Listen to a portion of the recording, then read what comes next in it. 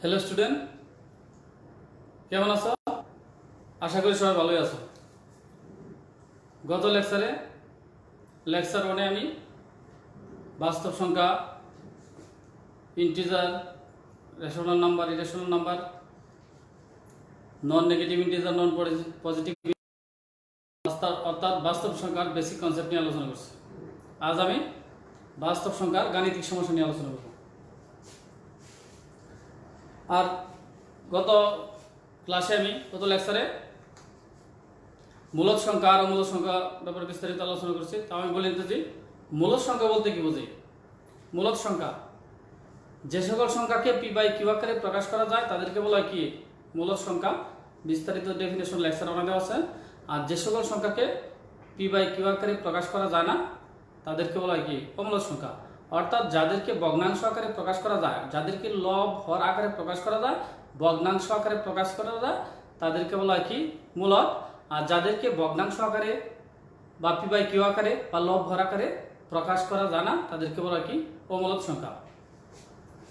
তো একটা বড় লেখা আছে আমার, প্রমাণ করো যে √13 একটি অমূলদ সংখ্যা। তা আমি প্রমাণ করব কি √13 একটি অমূলদ সংখ্যা। আমরা জানি √13 একটি অমূলদ সংখ্যা। তাই আমি এটি প্রমাণ করে দেখাবো যে √13 কি একটি অমূলদ সংখ্যা। প্রমাণ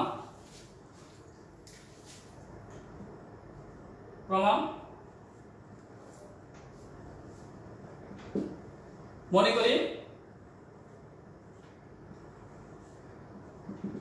√13 একটি মূলদ সংখ্যা। তার মানে মনে করি √13 একটি মূলদ সংখ্যা। যেহেতু আমি বললাম, ধরে নিলাম √13 একটি মূলদ সংখ্যা, এটিকে একটি মূলদ সংখ্যা হয়ে গেল। যেহেতু √13 একটি মূলদ সংখ্যা কিভাবে প্রকাশ করা যায়? মূলদ সংখ্যাকে, তার মানে √13 কি হয়ে গেল মূলদ সংখ্যাকে প্রকাশ করা কি পি বাই কিউ আকারে কি করা যায়? পি বাই কিউ আকারে প্রকাশ করা যায়। যেহেতু আর মূলদ সংখ্যাকে কি করা যায়? পি বাই কিউ আকারে প্রকাশ করা যায়। পি কিউ বিলংস টু স্বাভাবিক সংখ্যা কিউ গ্রেটার দেন 1 এবং পি ও কিউ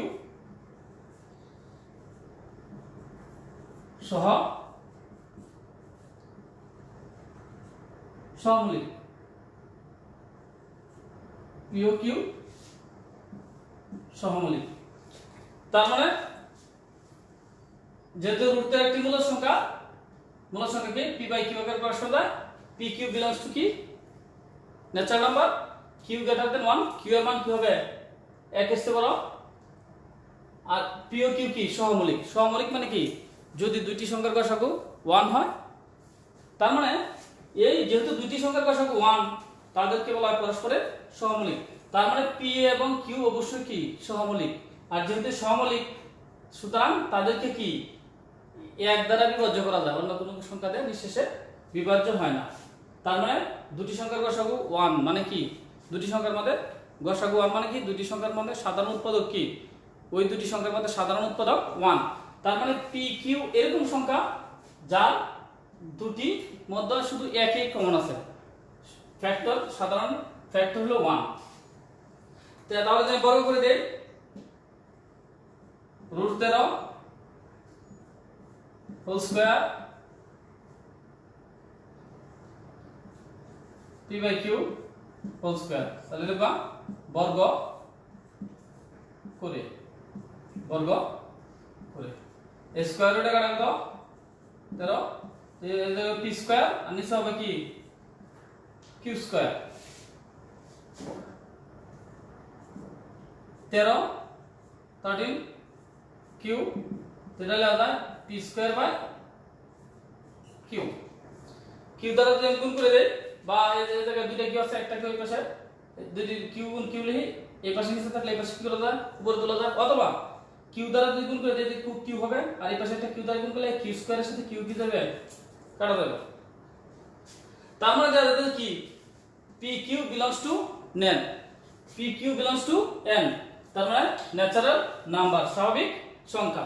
যেহেতু এ কিউ কি একটি স্বাভাবিক সংখ্যা, কিউ কি একটি স্বাভাবিক সংখ্যা, যেহেতু কিউ স্বাভাবিক সংখ্যা, তার মানে কিউ এর মানে এক বসালে কি 13, 2 বসালে 26, অর্থাৎ কিউ এর মান আমি যত স্বাভাবিক সংখ্যা আছে সবগুলো 2 বসাই, 1 2 3 4 5 6 যাই বসাই না কেন সবসময় কি হবে, এটা কি হবে স্বাভাবিক সংখ্যা হবে।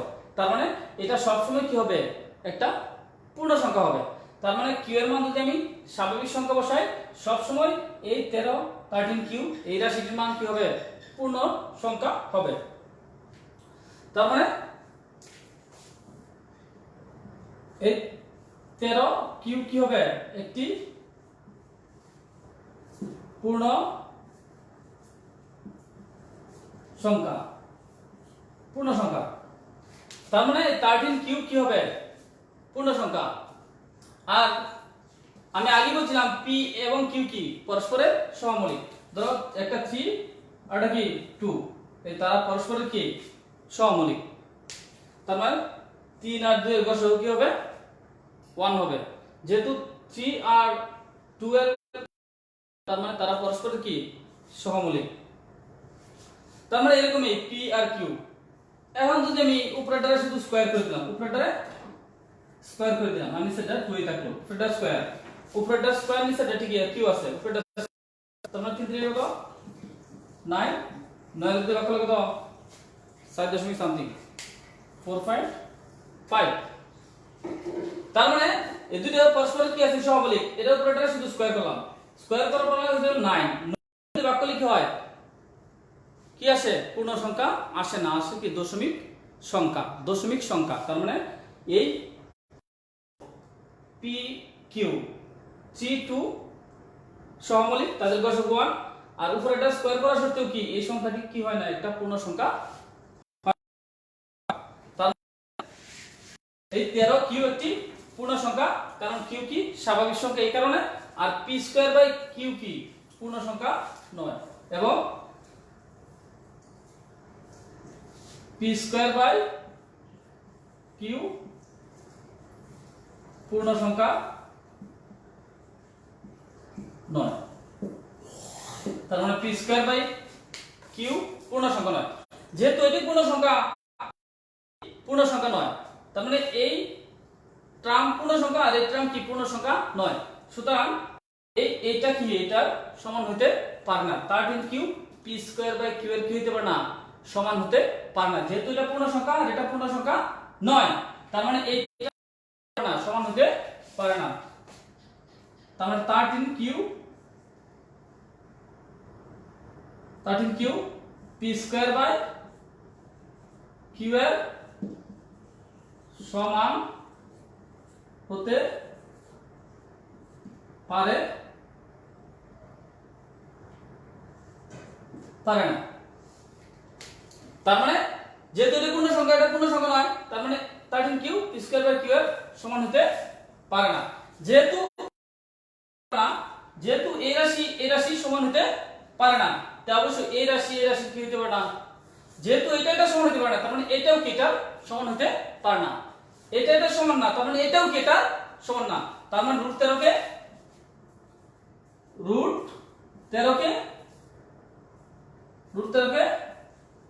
পি বাই কিউ আকারে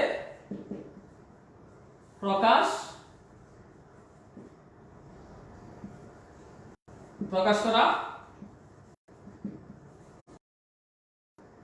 তার মানে √13 কে যেহেতু এটা সমান হতে পারে না, তার মানে √13 পি বাই কিউ এর সমান হতে পারে না, অর্থাৎ √13 কে পি বাই কিউ আকারে প্রকাশ করা যায় না। আর যে সকল সংখ্যাকে পি বাই কিউ আকারে প্রকাশ করা যায় না তাদেরকে বলা হয় কি মূলদ সংখ্যা। তার মানে এই √13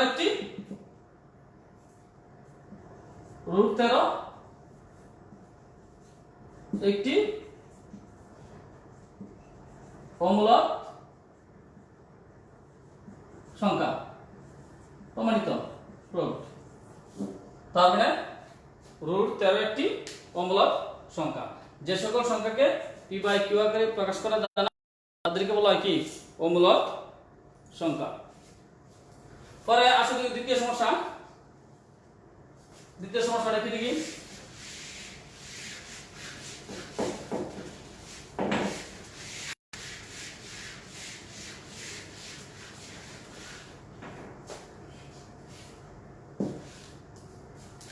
আমার বলা হলো যে 0.1 এবং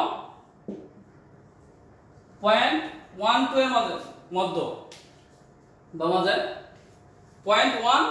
এবং 0.12 এর মধ্যে দুটি মূলদ সংখ্যা আর দুটি অমূলদ সংখ্যা নির্ণয় করো। তো এগুলো দশমিক সংখ্যা, আর আমরা জানি কি এই দুটো সংখ্যা কি সংখ্যা মূলদ সংখ্যা। তো মূলদ সংখ্যার ভিতরে বলা হয়েছে মূলদ সংখ্যা নির্ণয় করবার, আবার মূলদ সংখ্যার ভিতরে কি নির্ণয় করবো হয়েছে অমূলদ সংখ্যা। আমরা জানি কি মূলদ সংখ্যা কি, যে মূলদ সংখ্যা হলো কি সসীম দশমিক ভগ্নাংশ। দশমিকের পরে নির্দিষ্ট সংখ্যক অঙ্ক থাকলে সেটা কি মূলদ সংখ্যা, দশমিকের পরে নির্দিষ্ট সংখ্যক অঙ্ক থাকলে সেটা মূলদ সংখ্যা। আর দশমিকের পরে যদি সংখ্যাগুলো রিপিট আসে, পুনরাবৃত্তি ঘটে, আবৃত্ত সংখ্যা যাদেরকে বলা হয় কি আবৃত্ত সংখ্যা, সেগুলো কি মূলদ সংখ্যা। আর যেগুলো কি অসীম সংখ্যা, অসীম দশমিক ভগ্নাংশ কিন্তু কি অনাবৃত্ত মানে রিপিট আসবে না, সেই সংখ্যাকে বলা হয় কি অমূলদ সংখ্যা। তো প্রথমে আমি দুটি মূলদ সংখ্যা নির্ণয় করি, দুটি মধ্য মনে করি।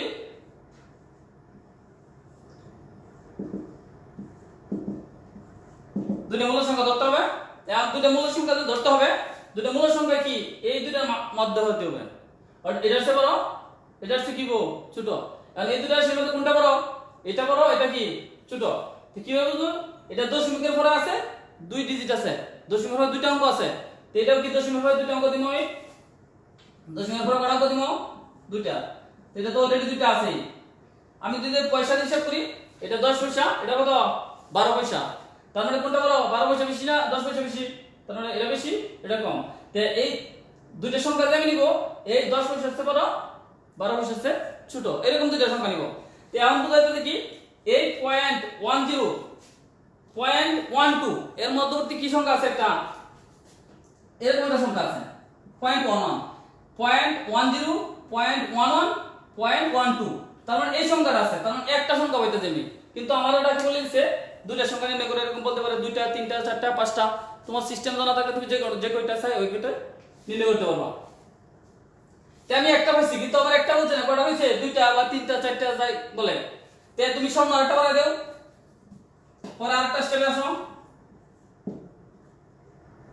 2টা শূন্য আরেকটা বাড়াই দিলাম 100, আর 3টা শূন্য বাড়াই দিলাম, দশমিকের পরে শূন্য দিলে মানে তোমার কি হয় না পরিবর্তন হয় না।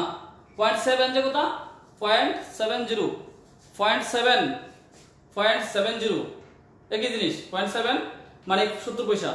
তার মানে কি এই পয়েন্ট তারপরে দশমিক ইচ্ছা মতো দেওয়া যায়। তার মানে 0.2 ঘর আছে, 1 ঘর আছে, 2 ঘর বানাইলাম, ব্যালেন্স করলাম, এটার সাথে এটা ব্যালেন্স করলাম, তারপরে আমি দিলাম কি আরেকটা শূন্য বার বাড়াইলাম আমি। তো এদিকেও কি আলাম আরেকটা শূন্য, এটাও দশমিকের 3 ঘর, এটাও কি দশমিকের পরে 3 ঘর। অনেকে এগুলো কিছু বুঝে না, না বুঝে গাইড থেকে দেখে মস্ত করে কিভাবে করতে হয় জানে না, ইচ্ছা মতো মান বসে ইচ্ছা মতো মান দিয়ে করে থাকে। তো এই দিলাম 100, দিলাম 120, এখন দেখো সংখ্যা আছে, এই সংখ্যাগুলো আছে না এর ভিতরে, যে পয়েন্ট কত 101 আছে না, তারপরে তো আছে এরকম আছে সংখ্যা 102, এরকম সংখ্যা আছে 103 104 105, অনেকগুলো সংখ্যা আছে, 19 পর্যন্ত আছে, তারপরে অনেকগুলো সংখ্যা আছে। তো আমি তোমার দুইটা কোশ্চেন নিয়ে করব, কয়টা নিয়ে করব দুটা। তো একটা দিলাম আমি 0.101 আর দিলাম 0.102, এইগুলো না দেবো, এইগুলো দেবো করে দেবো। তো এই সংখ্যাটা দিই তো, তার মানে এই সংখ্যাটা এটা হচ্ছে বড়, আবার কি এটা হচ্ছে কি ছোট, আবার এটা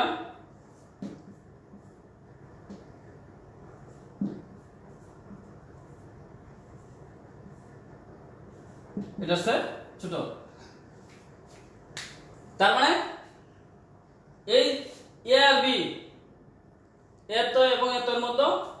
অবস্থিত। তার মানে এ আর বি কি এত এবং এত এর মধ্যে অবস্থিত।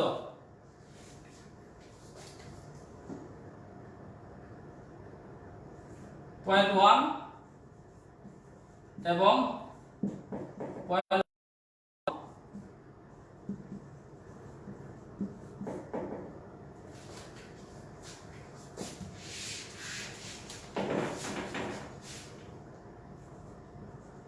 এ ও বি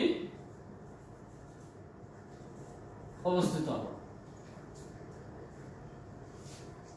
তার মানে এই যে এ আর বি, এটা হলো এ, এটা কি বি, এই এ বি কি এত এবং এত এর মধ্যে কি অবস্থিত। এ ও বি কে এবং এ ও বি কে কি করা যায়, ভগ্নাংশ আকারে প্রকাশ করা যায়। এ ও বি কে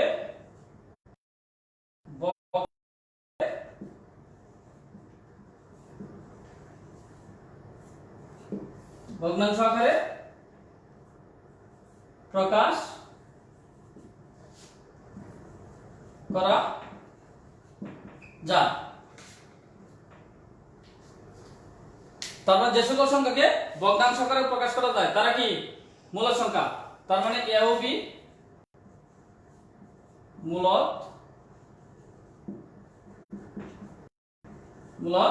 সংখ্যা। তো উত্তর দুটো কি হবে, এ ও বি দুটো কোশ্চেন মূলদ সংখ্যা, কোশ্চেন প্রথম কিছু দুইটি মূলদ সংখ্যা, তাই এ ও বি দুইটি মূলদ সংখ্যা। তার মানে একটা উত্তর হলো এটা, একটা উত্তর কি এটা, একটা উত্তর এটা হবে, একটা উত্তর কি হবে এটা। এ আর বি ও মূলদ সংখ্যা। কারণ কি এই দুইটা সংখ্যাকে কি করা যায়, ভগ্নাংশ আকারে অর্থাৎ পি বাই কিউ আকারে অর্থাৎ লব্ধ আকারে কি করা যায়, প্রকাশ করা যায়।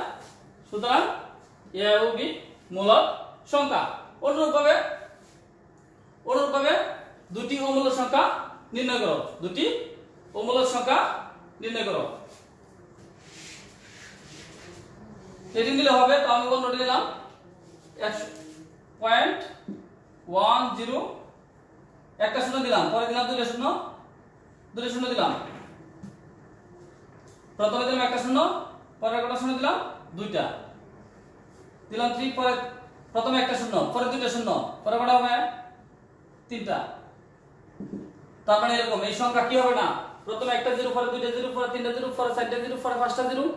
তার মানে এই সংখ্যা কি হবে না, আর শেষ হবে না। তার মানে কোনো রিপিট নাই, হ্যাঁ একটা দুইটা তিনটা বাড়তেছে। তার মানে এই সংখ্যা কি হবে না, শেষ হবে না। যে সংখ্যা আর শেষ না হয়, রিপিট না আসে, এই সংখ্যাকে বলা হয় কি অমূলদ সংখ্যা। অনুরূপভাবে 104 004 004। তার মানে এটাও কি একটা অমূলদ সংখ্যা। 0 20 30 40 এরকম সংখ্যা এটা আসতেই থাকবে।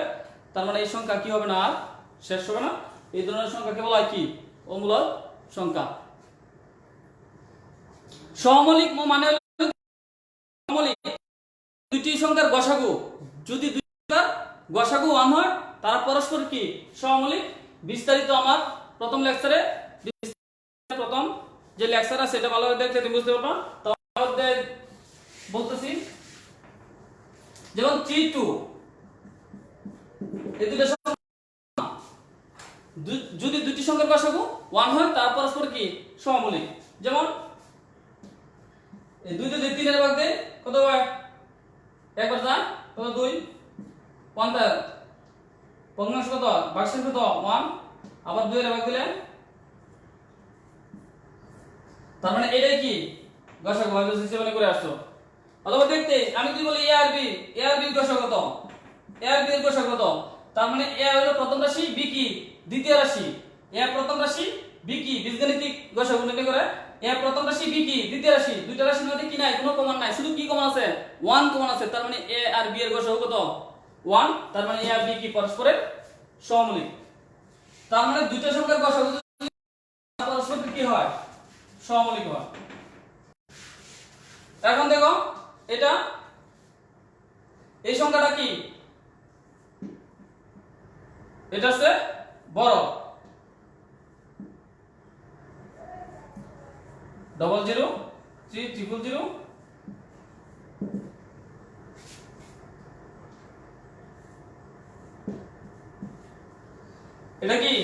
0.1 লেস দেন, এই চিহ্নের নাম লেস দেন, তার মানে 0.1 লেস দেন এত, লেস দেন এত।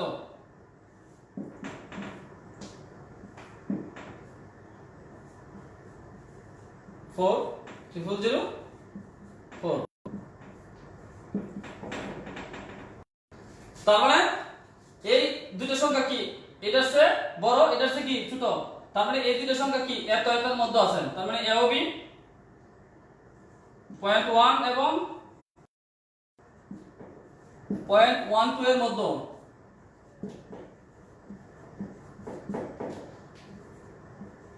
এ ও বি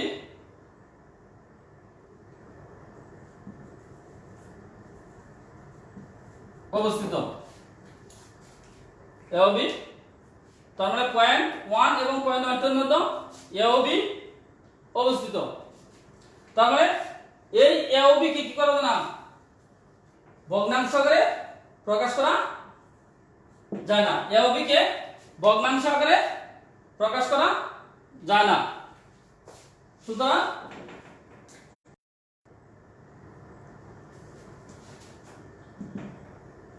এ ও বি অমূলক সংখ্যাকে ভগ্নাংশ করে প্রকাশ করা যায় না, তারা সাধারণত কি অমূলক সংখ্যা। এভাবে 2টা 3টা 4টা নির্ণয় করা যাবে। তো উত্তর লিখলে লিখতে পারো তুমি, এটা একটা উত্তর, আর এটা কি এর মান, এ ও বি অমূলক সংখ্যা, এ প্রথমটা কত এটা, আর এটা উত্তর কি, এটা অসংখ্য উত্তর। এই সব অঙ্কের সমস্যার অনেকগুলো উত্তর হয়ে।